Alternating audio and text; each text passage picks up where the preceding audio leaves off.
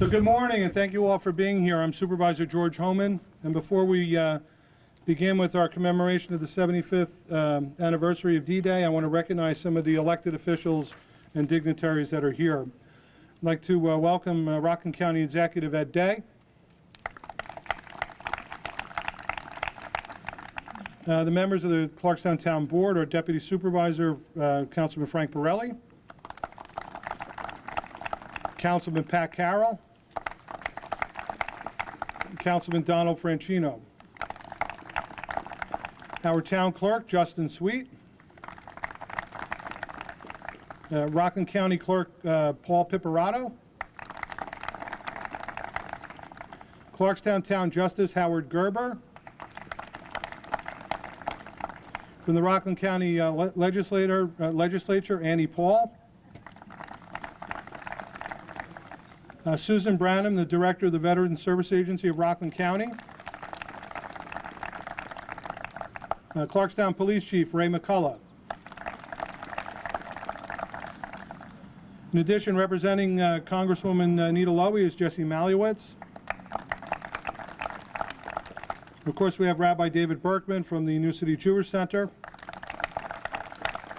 We have our guest speaker, Mark Woods from the Veterans Service Agency as well. Thank you, Mark.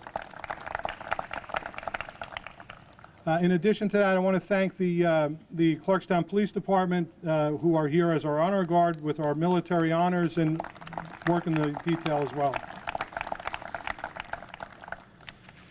So before we get any further into the program, we're going to unveil the Fallen Soldier Memorial Battle Cross, and I'm going to ask our Deputy Supervisor, Councilman Frank Borelli, to please escort all of the World War II veterans in attendance to please come up to unveil the monument. I'd ask Councilman Franchino and Councilman Carroll and County Executive Ed Day to please meet us behind the monument.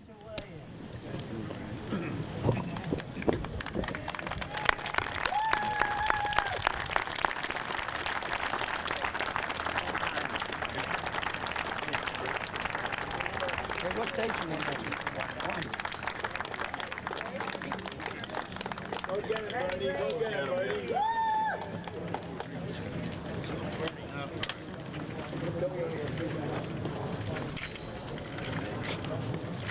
You good?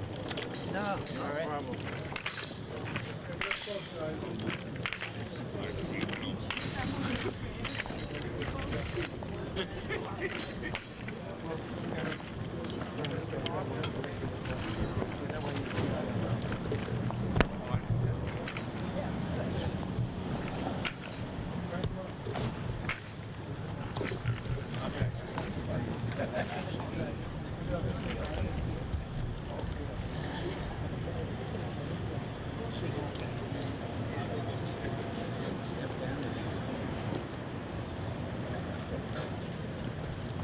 Bill has a seat.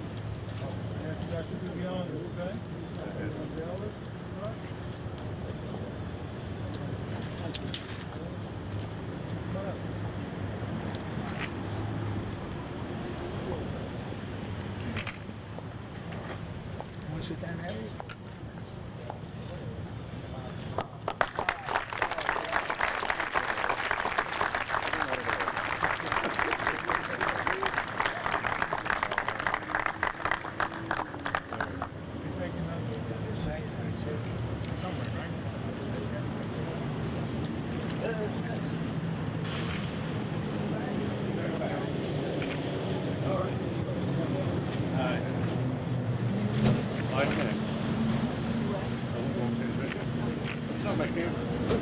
No.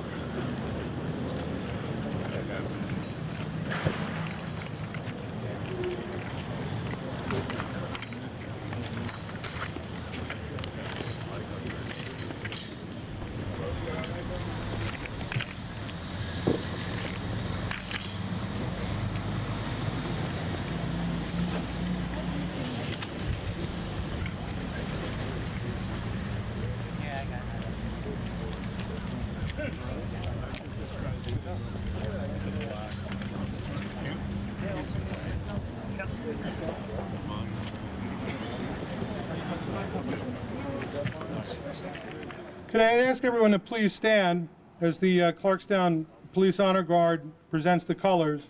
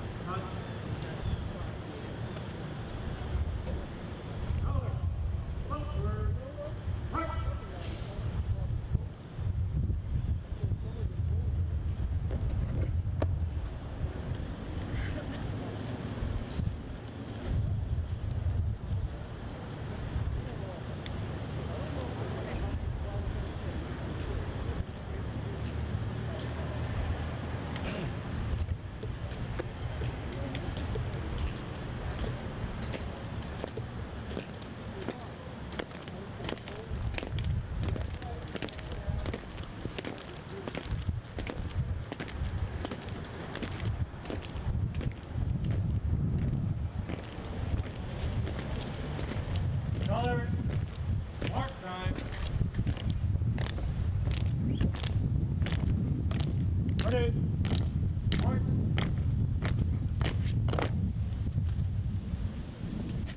I'd ask World War II veteran Anthony Riolo to please come to the podium and lead us in the pledge.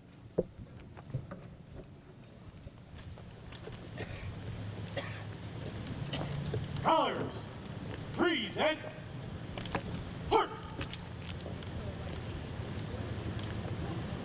I pledge allegiance to the flag of the United States of America and to the republic for which it stands, one nation, under God, indivisible, and liberty and justice for all.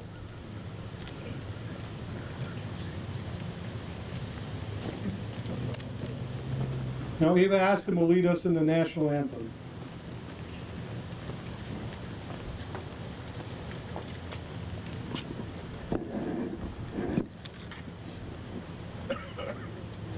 Oh, see, can you see by the dawn's early light what so proudly we hailed at the twilight's last gleaming, whose broad stripes and bright stars through the perilous fight, oh, the ramparts we watched were so gallantly streaming, and the rockets' red glare, the bombs bursting in air, gave proof through the night that our flag was still there. Oh, say does that star-spangled banner yet wave o'er the land of the free and the home of the brave? Colors, shoulder, heart. This time I'd ask Rabbi David Berkman from the New City Jewish Center to please lead us in the invocation.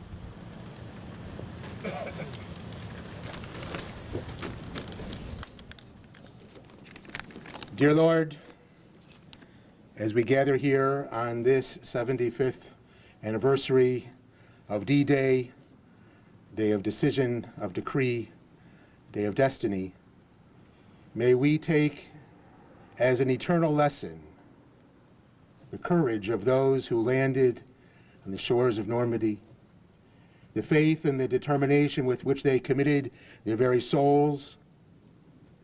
May we take as an eternal lesson the multitude of prayers carried aloft, the justness of their cause, the face of evil, the dangers of dictatorship, the countless acts of martyrdom, the inspired leadership that rallied a nation among nations, the sacrifice borne by those who were left bereft, the gratitude of a free world. Dear Lord, help us. Help us to remember the decisive moments in our history as though they were just yesterday.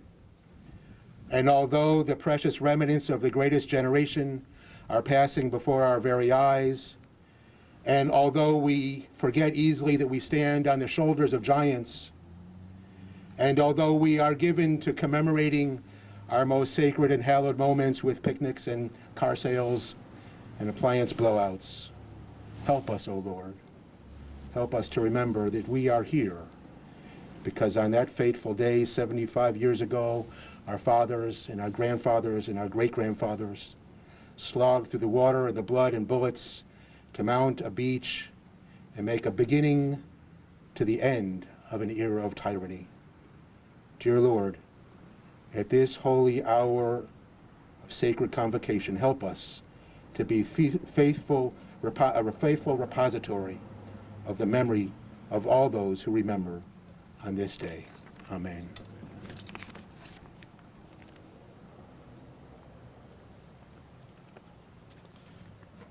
This time we're going to move forward with the laying of the wreath, followed by military honors with the rifle salute and taps. I'm going to ask Police Chief Ray McCullough to escort World War II veterans Mort Sanders and Ray Botto to place the wreath at this point in the ceremony.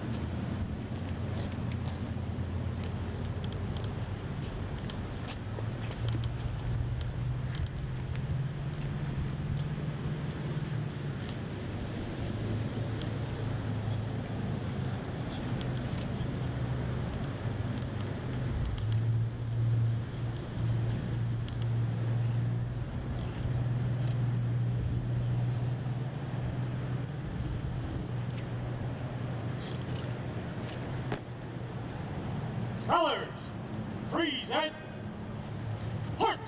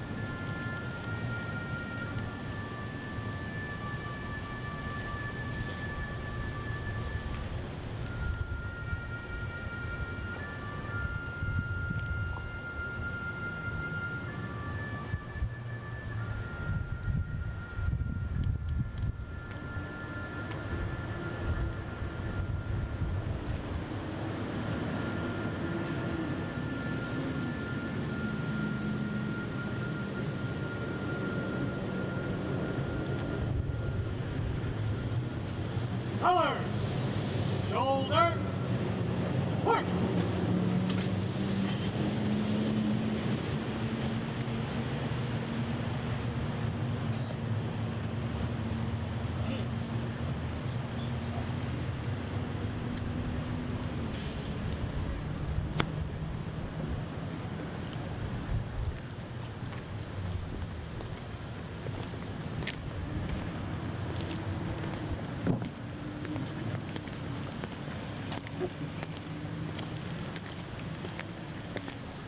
Color guard, dismiss the colors. Colors, right, please!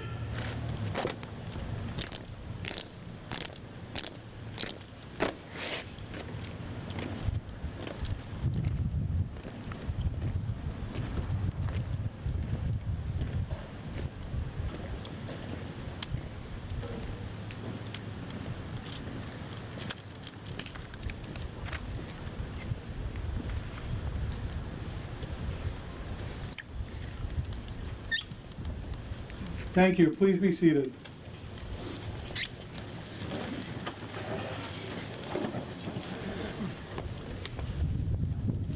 Good morning, and thank you all for being here. 75 years ago today, a generation of heroes began the liberation of the continent of Europe. In the pre-dawn hours, thousands of planes and gliders darkened the moonlit skies over Normandy, France, and thousands of brave men descended upon the forces of tyranny. These men floated down to the ground knowing that once they touched ground, they were outnumbered and surrounded. The parachute drops did not go all that smoothly, with many dying and scattered far from the target zones.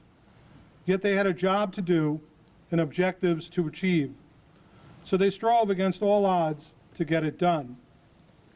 Later that morning, over 156,000 soldiers and sailors approached the coast of France in the largest armada ever assembled. These brave men also stormed the beaches of Normandy, facing withering fire and enemy attacks. these brave men also had seemingly impossible objectives to achieve: scaling cliffs, facing unrelenting machine gun fire, small arms fire, artillery, grenades, and mortar attacks. Yet against all odds, they persevered, and they also succeeded.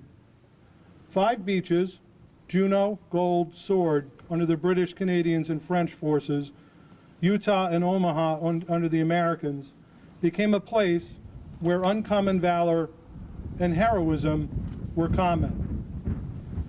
At first, these 5 beaches became a toehold, eventually a 50-mile bridgehead where troops and equipment came into Europe to fight.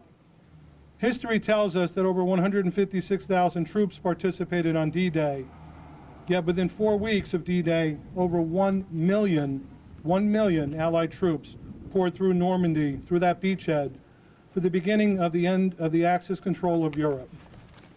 It was said of those men who fought on D-Day, they were men who fought for life and left the vivid air signed with their honor. Approximately 10,000 American soldiers died on D-Day. Behind the Normandy beaches are several cemeteries where many of these heroes are buried. The American cemetery contains 9,388 graves. The British cemetery, 4,648, are the remains of those who fought and died early on in the days of that invasion. One of those who died was Central Nyack resident Corporal Emmanuel Joe Steiner. The July 29, 1944 edition of the Rockland County Journal-News has a photo of Corporal Steiner under the caption, "Central Nyack Soldier Victim of Invasion." The photo portrays Corporal Steiner holding his son, Joseph Buster Steiner, in his arms as an infant shortly before shipping out to England. The brief article recounts the relatives and relations left behind of Corporal Steiner, including another child, Robert, who was just over 10 months old when his father passed away, presumably never holding him in his arms. Corporal Steiner was an Army veteran of over 7 years. He left the Army in May of 1940, but quickly re-enlisted a few months before the start of the war. He was promoted to corporal in the early days of the war. Emmanuel Steiner was a radio specialist for the engineers, the group that hit the beaches to clear the obstacles and to blast holes in the concrete barriers that lined the beaches in order to clear a path for the assaulting troops to flow inland. Unfortunately, at the age of 25, Emmanuel Joe Steiner paid the ultimate price for our freedom. We will never forget that sacrifice. Corporal Steiner, gone but never forgotten. Poignantly, the child in that photo resting in Corporal Steiner's arms, Joseph Steiner Jr., himself grew up and in his own war, and served in his own war. He rose to the rank of captain. He received the Bronze Star for gallantry during his service in Vietnam. This reminds us of the effort and sacrifices of the greatest generation. The men, several sitting before us, who fought in Europe and the Far East during World War II, had similar stories. Only they came home. They came home and first built families. Then they strengthened and built communities. Then they created and built industry while they rebuilt Europe. The greatest generation came home and built Clarkstown. They built Rockland County. Frankly, it's no exaggeration to say that we owe an enormous debt to this generation as they saved the 20th century for civilization and passed it on to the world. It is important that we never forget the sacrifice and service of these gallant warriors. That is why today we have unveiled a new monument to honor all of those who have died in service.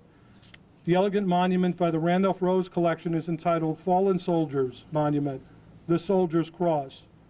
It will stand as a reminder that heroes have lived here in Clarkstown, that they fought, and yes, some died, so that we might live. Perhaps President Reagan said it best when he delivered remarks on the 40th anniversary of D-Day when he offered, "And how shall we summarize what they did here? Is it enough to say that about all of these men of honor and courage who fought here? We will always remember what you did. We will always be proud. Because of you, we will always be prepared so that we will always be free. Thank you to the greatest generation. Thank you to our veterans. God bless you, and God bless America.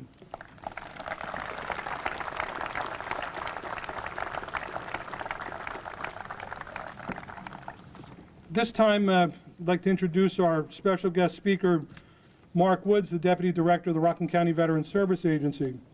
Mark Woods is a graduate of the Citadel Military College of South Carolina. Mark spent 5 years on active duty in the U.S. Army as an infantry officer serving in Germany and Macedonia.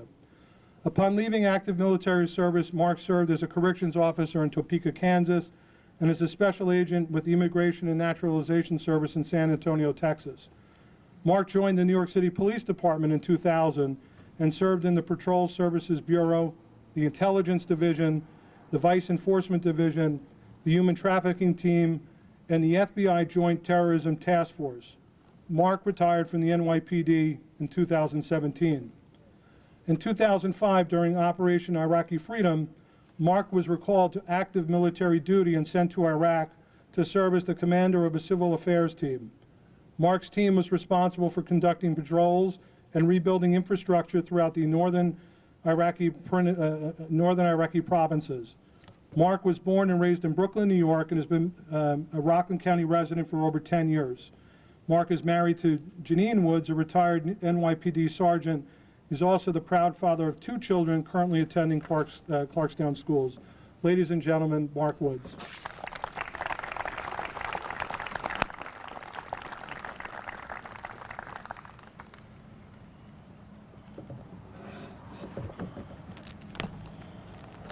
Good morning. Thank you, Supervisor Homan, for giving me the honor of speaking today. It is both an honor and a privilege. Growing up, my heroes were not baseball players or movie stars. I didn't wear sports jerseys or wait for the latest episode of Batman to come on. My heroes have always been soldiers, always been soldiers. To all the veterans here today, thank you. Thank you for your sacrifice and your courage. Thank you for inspiring me to serve. And thank you for letting me continue to serve you today. Not everybody gets to spend their days with their heroes. I'm blessed to do exactly that. I always wanted to be a soldier. My great-grandfather was a soldier. My grandfathers were soldiers. My father was a soldier, and my uncles were soldiers. To me, serving in the military is what you were supposed to do. It's what you did. I did it myself as a part of the contract with our republic, and I did it to honor those who served before me. My first duty assignment as a young infantry lieutenant was in Berlin, Germany, where the history of the wars I had studied was now before me. History is written in black and white, in still photos where grainy images of anonymous faces give the viewer a quick glimpse of fear, of hope, of despair, of courage.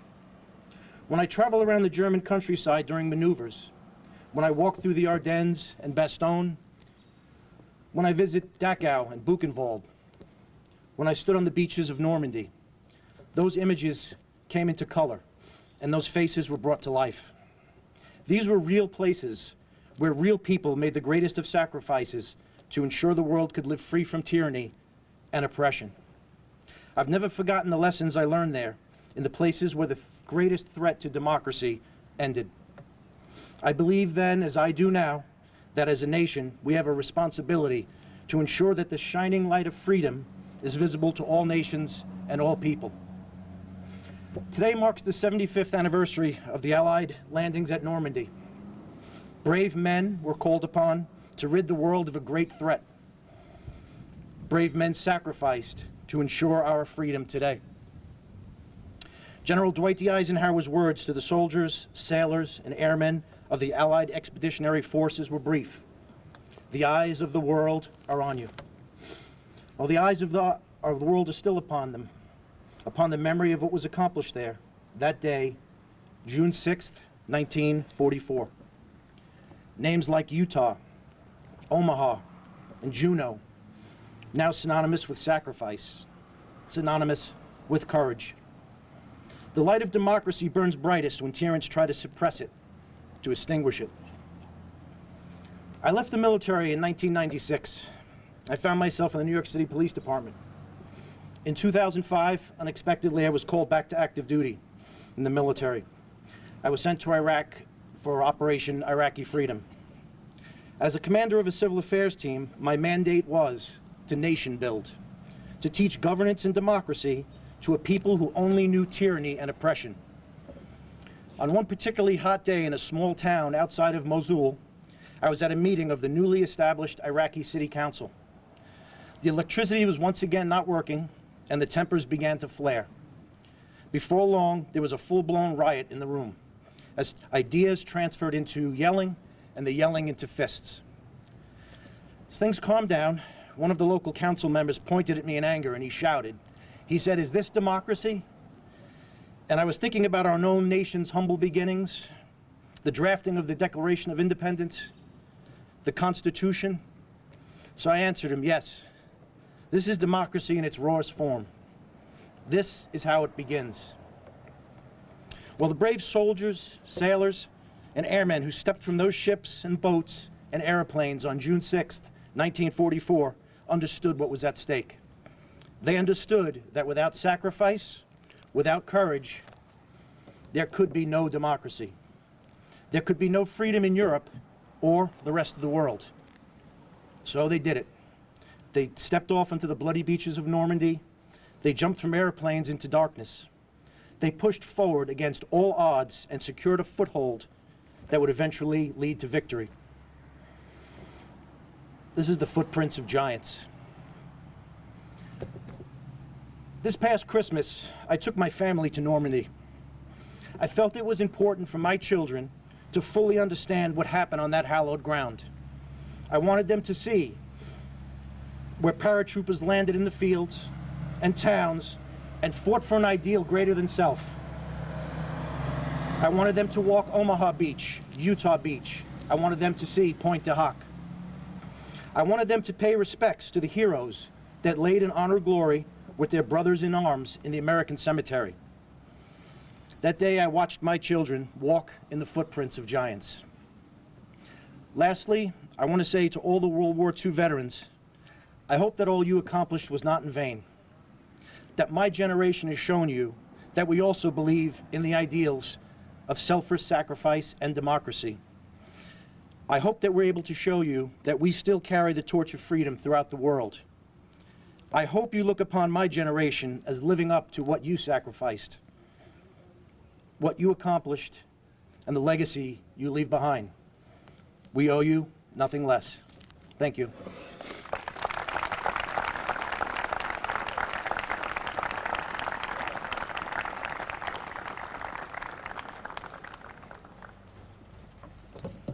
Before we conclude, we actually have a special treat. Before I get to that, I do want to just thank the folks that helped bring this ceremony together. I want to thank, in a very special way, Al Maroney, Dennis Letson, and Michael Melton for all that they did with their team to very quickly get the monument installed. I want to thank them for that. I want to thank Elaine Afflebaum and her team for hosting us here today and for all of their efforts as well. Thank you, Elaine. Also, the staff from my office, Erica Machete, Susan, Michelle, Anne-Marie, Lauren, thank you all for, and Rob, thank you all for all your assistance. I also noticed that there are a few folks that we missed in the beginning. I do want to thank the members of the Parks and Recreation Board that are here today. I also want to thank Legislator Harriet Cornell for joining us as well. And I want to thank Congress Fire Commissioner representing the Fire Department, Michael Graziano, for joining us as well. Thank you, Michael. So we have a little bit of a surprise on the program, and I think it's so appropriate. As we all know, the horrendous atrocities that took place in World War II. We have a woman that's come here today, Ida Prinz, and I'm going to ask her to come forward. Her parents were liberated. Her father, Abe, was in Buchenwald, and her mother, Sarah, was in Auschwitz. and they were liberated by U.S. Army forces, and she felt it appropriate to come today. And she has a picture of her parents, and she wants to personally thank all the World War II veterans in attendance. Ida?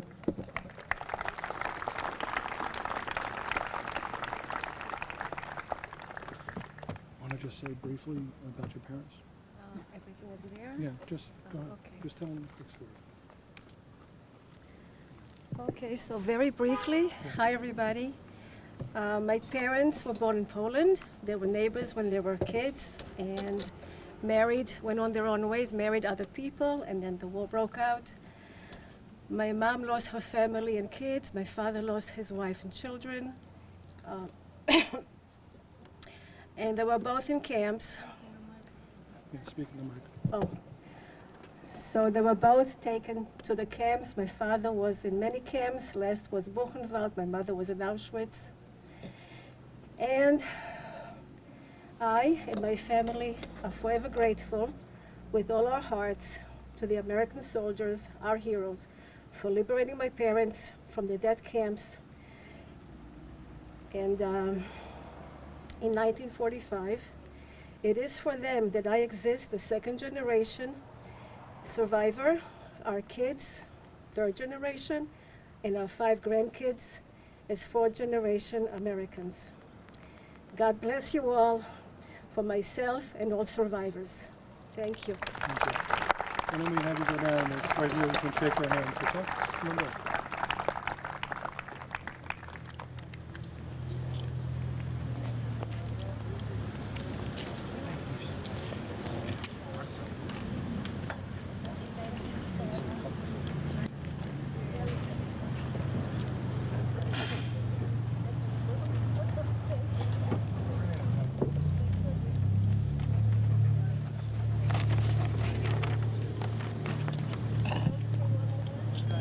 Sure.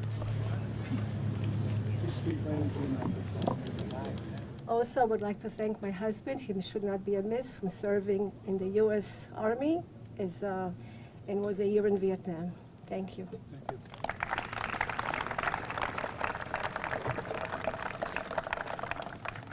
you. That just about concludes our ceremony. We're going to conclude with the singing of God Bless America. I'm going to ask Ava Aston to please join us, and I'd like to thank her for her volunteering for her wonderful voice. And everyone, please rise.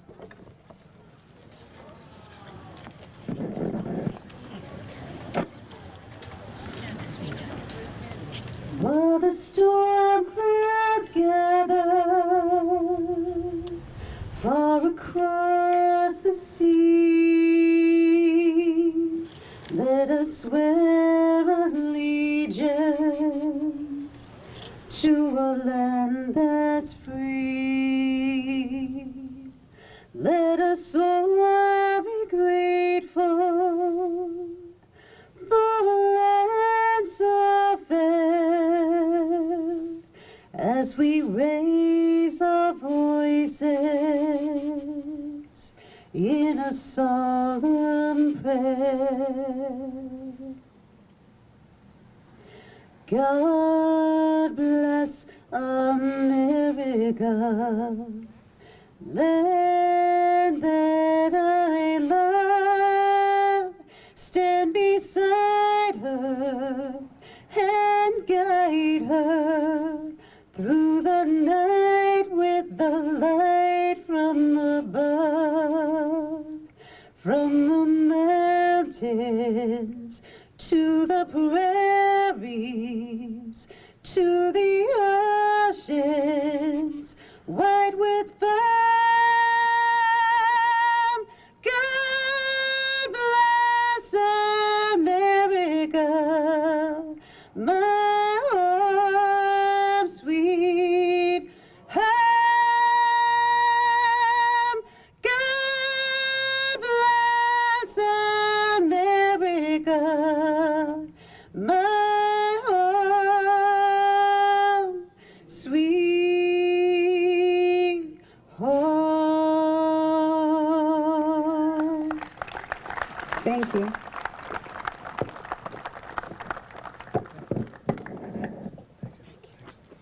That concludes our ceremony. Again, thank you to the Clarkstown Police, the Clarkstown Police Auxiliary. Thank you all for joining us. We have refreshments inside. There'll be a light lunch served, so please come on in and join us. Thank you all.